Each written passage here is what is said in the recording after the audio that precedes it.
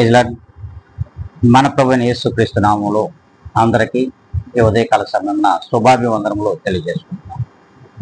ఈ దినం దేవుడు మనకిచ్చినటువంటి గొప్ప వాగ్దానము, అది కీర్తనల గ్రంథము 8వ కీర్తన మొదటి లేఖనాన్ని మనం పరిశీలిద్దాం.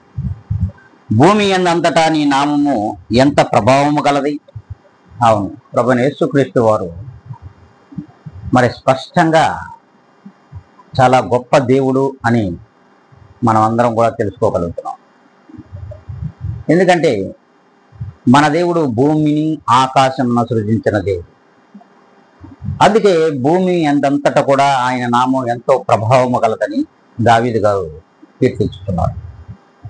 అట్టి కీర్తనాకారుడు చెప్పిన విధముగానే భూమి అంతటా కూడా ప్రతి ఒక్క వస్తువును కూడా, మరి ప్రతి జంతువును, పక్షులను, జీవరాశులన్నిటితో పాటుగా మానవుడును కూడా తన చేతులతో నిర్మించినటువంటి దేవుడు. కనుకనే ఆయన నామము కీర్తించదగినది, ప్రభావము కలది అని వాక్యము సెలవిస్తుంది.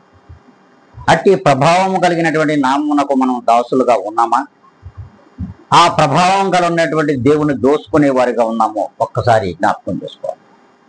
దేవుని పేరట దోచుకునే వారిగా వద్దు, దేవునిని దాచుకునే వారిగా, తమ హృదయములలో దాచుకొని ఆ నామమును కీర్తించే వారిగా ఉండాలని ప్రభు వాక్యము సెలవిస్తున్నది.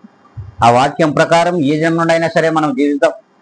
అందరం తల్ల వచ్చుకుందాం, మరి కళ్ళు మూసుకొని ప్రార్థనలో ఏకీవిద్దాం.